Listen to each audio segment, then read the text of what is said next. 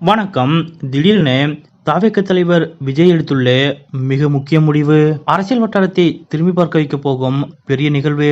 அப்படி விஜய் அவர்கள் என்ன முடிவு எடுத்துள்ளார் என்பது பற்றிய முழு விவரத்தோட இப்ப நம்ம பார்க்கலாம். கரூர் சம்பவத்தால் நடிகரும் தவிக கட்சி தலைவருமான விஜய் அவர்கள் நொறுங்கி போயிருக்கிறார். கரூர் சம்பவத்திலிருந்து வெளியே வர முடியாமல் விஜய் அவர்கள் வேதனையடைந்து வருவதாகவும் கூறப்படுகிறது. அதன்படிதான் தொடர்ந்து 2 வாரங்களுக்கு விஜயின் மக்கள் சந்திப்பு ஒத்திவைக்கப்பட்டுள்ளது. இந்நிலையில் தற்போது விஜய் அவர்கள் மிக முக்கிய முடிவு ஒன்று எடுத்துள்ளதாக தகவல் வெளியாகியுள்ளது. அதாவது தொடர்ந்து மாவட்ட செயலாளர்களிடம் விஜய் அவர்களே நேரடியாக பேசி வருகிறார். இதற்கு முன்பு வரை விஜய் அவர்கள் மாவட்ட செயலாளர்களிடம் நேரடியாக பேசியதில்லை.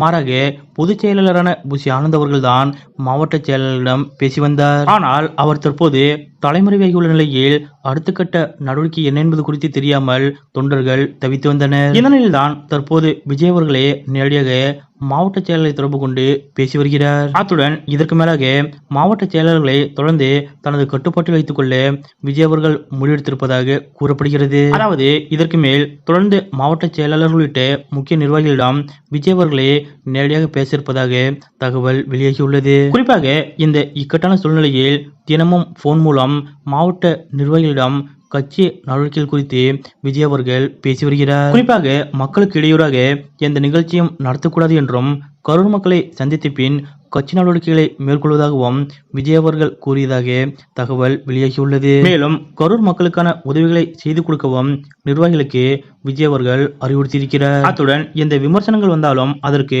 பதிலளிக்க வேண்டாம் என நிர்வாகிகளுக்கு விஜய் அவர்கள் அறிவுறுத்தியதாகவும் கூறப்படுகிறது. இதற்கிடையே விரைவில் தவிக தலைவர் விஜய் அவர்கள் தலைமையில் மாவட்ட செயலாளர் கூட்டமும் நடைபெற உள்ளது. இது அரசியல் வட்டாரத்தில் மிகுந்த முக்கியத்துவம் வாய்ந்த ஒரு நிகழ்வாக பார்க்கப்படுகிறது. கரூர் சம்பவத்தால் தவிக கட்சியின் பொதுச் செயலாளர் புசி ஆனந்த் அவர்கள் தற்போது தலைமறைவாகியுள்ள நிலையில் ஒட்டுமொத்த மாவட்ட செயலாளர்களையும் தனது கண்ட்ரோலில் நேரடியாக கொண்டு வந்து கட்சி பணிகளில் தானே களமிறங்கி பணியாற்ற விஜய் அவர்கள் முடிவெடுத்திருப்பதாக கூறப்படுவது பற்றிய உங்களுடைய கருத்துக்கள் என்ன அப்படிங்கிறத மறக்காம கமெண்ட்ல குறிப்பிடுங்க.